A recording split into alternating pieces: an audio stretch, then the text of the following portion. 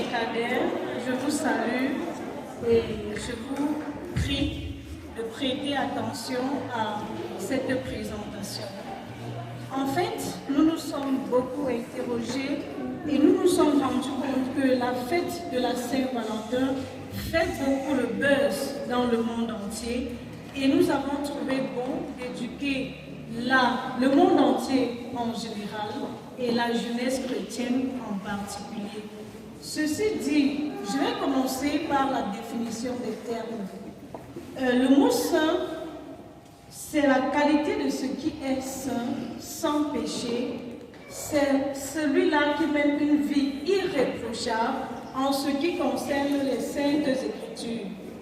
Alors, Valentin, quant à lui, est tout simplement un mot dérivé du mot grec valens, qui signifie fort, robuste, vigoureux.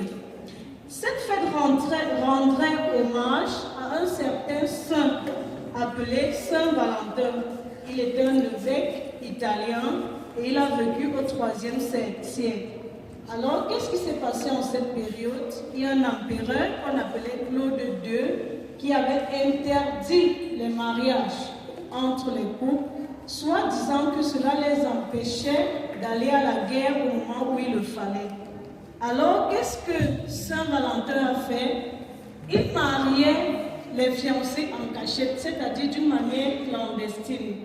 Et pour lui, il ne trouvait pas qu'on puisse empêcher deux personnes qui s'aiment de ne pas pouvoir se marier, soit disant qu'il faille qu'ils aillent en guerre. Voilà donc, lorsque le roi s'est rendu compte, qu'est-ce qu'il a fait, l'empereur? Il a fait emprisonner Saint-Valentin et quelque temps après, il fut exécuté, c'est-à-dire il fut tué.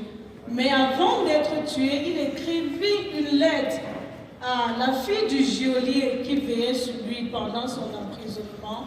Et nous allons nous rendre compte que cette lettre était signée « Votre Saint Valentin ».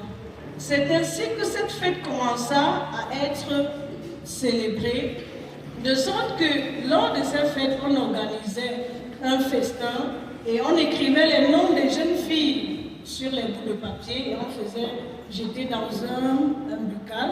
Et puis, les jeunes garçons venaient sélectionner les noms, de sorte que la jeune fille dont tu choisirais son nom, c'est elle qui t'accompagnera au festin. Alors, ceci dit, le tirage est fait et chacun venait accompagné de sa compagne.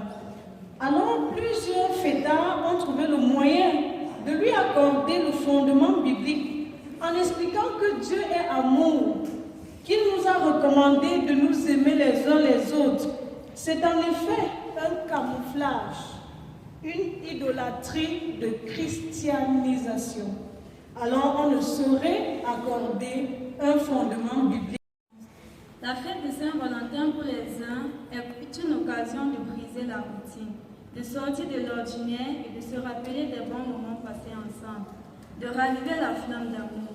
Pour d'autres encore, c'est une occasion rêvée pour des belles rencontres chaleureuses. Mais notons que cette fête est une occasion de dépenses excessives pour les fêtards. De prime abord, nous pouvons parler des doublements de prix. C'est le moment propice pour les commerçants de tripler leur chiffre d'affaires. Le Kenya, par exemple, qui est producteur de fleurs, a besoin de moins 10 heures de lumière par jour et un besoin excessif en eau pour la floriculture. Ce qui fait saigner le Kenya à sec, sans compter le fait que les employés sont sous-payés et l'utilisation des produits chimiques qui ne leur facilitent pas la tâche car ils nuisent à la santé. Les Français, quant à eux, enregistrent rien que pour cette journée le chiffre d'affaires d'une semaine, vu que les roses représentent 80% des ventes.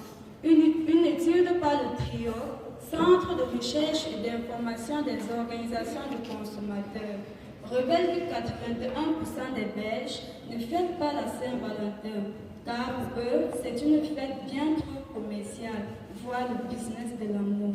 C'est une célébration de trop, car il existe déjà tellement de fêtes pour en ajouter. Merci. Merci beaucoup, Sœur Priska Kamdem, pour cette brillante présentation. Notez que ces inconvénients ne s'arrêtent pas là. Je vais de ce pas passer la parole au frère Bonté Sikati pour qu'il puisse nous en dire plus. Bonté, vous avez la parole.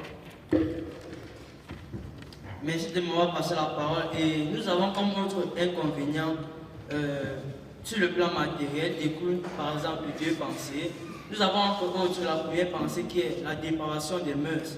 Car plus de 80% de la société, de la population, sont ceux-là qui sont adeptes à cette fête appelée la Saint-Valentin. Et précisons bien qu'ils sont non mariés, adeptes et les premiers participants de la fête. Nous avons également la fréquentation des lieux inadaptés. Nous avons par exemple des jeunes qui, le jour dit, se lèvent et partent dans des cabarets, dans des boîtes de nuit, puis passer la nuit et revenir jusqu'à l'aube à la maison. Par ailleurs, la stigmatisation. Car plusieurs jeunes ayant un moral faible voient leurs camarades, leurs amis, leurs proches s'intéresser à cette fête et disent pourquoi ce n'est pas le cas pour moi. Et cela les fait avoir un trouble moral et une infection même psychologique. D'un point de vue sociologique, le sociologue Koufman explique la différence dans les attentes entre l'homme et la femme. La femme étant créée quotidiennement pour recevoir des sentiments émotionnels et pour donner une insatisfaction lorsque ce vide n'est pas comblé.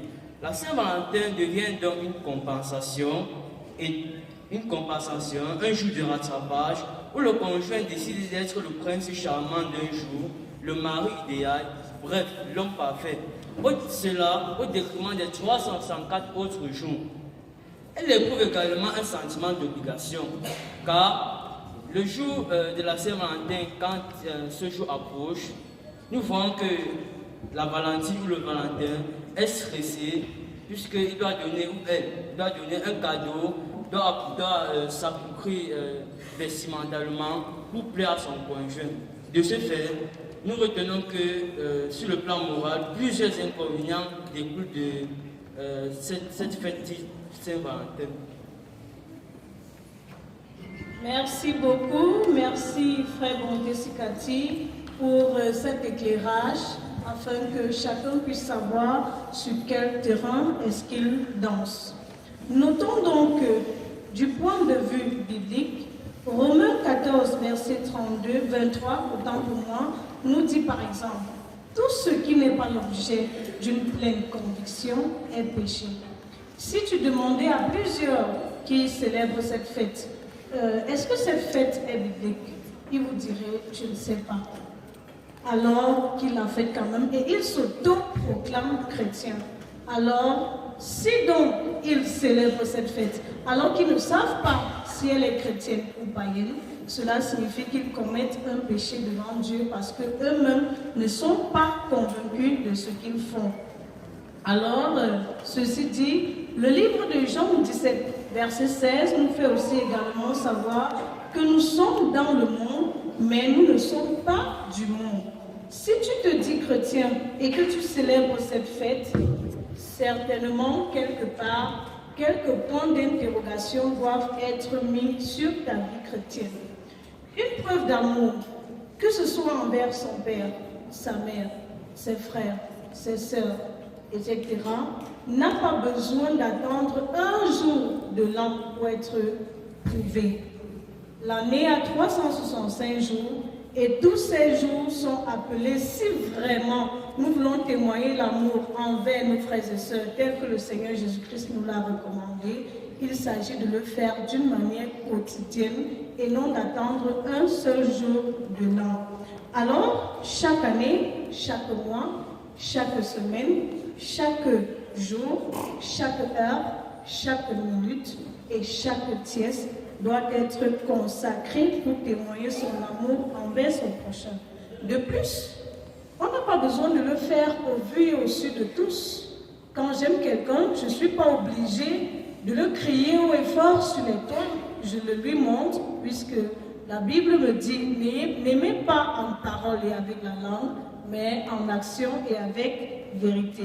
Si vraiment cette fête était fondée sur les saintes écritures comme ils le prétendent, au lieu de la célébrer dans la débauche, dans le mensonge, dans la haine, la jalousie, l'ivrognerie, l'impudicité, il la célébrerait selon comme Dieu le veut, afin que son cœur soit content. Aussi innocente et inoffensive que cette fête puisse paraître, ses traditions et ses coutumes proviennent des fêtes païennes. Et vous allez vous rendre compte qu'il y avait une fête aux temps anciens qu'on appelait les Lupercales. Ces fêtes-là étaient des fêtes qui libéralisaient la sexualité. Et vous allez voir que en tant que chrétien, on ne peut pas mener cette vie à tort et à travers. Ceci dit, je vais passer à l'anglais afin de vous donner un petit briefing sur cette journée qui vous a été, cette fête, autant pour moi, qui vous a été brillamment présentée par le frère Sikati Bonté, la sœur Priska Kamdem et la moindre que je suis. If there are some few ones here who understand just English language, I would like to tell you that each and every one that Saint Valentine is not a day for a Christian. If you believe that you're a Christian, you are supposed to celebrate. In fact, you're supposed to pose actions that are in relation to what the Lord has recommended in His Word. So, sleeping without sleeping because you want to find a gift for your Valentine or anyone else, and waiting just one day in a year in order to prove to someone that you love him, or even doing some kind of excesses in expenditures, because if you want to see well, there are some homes that don't eat well, but that day you will see the father or the mother trying to have a gift for his husband or her wife in order to please him. Please, if you want to please your spouses, show them love every day. Merci beaucoup. Alléluia. Alléluia. Amen. Mes chers bien-aimés, c'est président. En conséquence, donc, je voudrais donc attirer l'attention de chacun de nous à la prudence. Ce jour qu'on appelle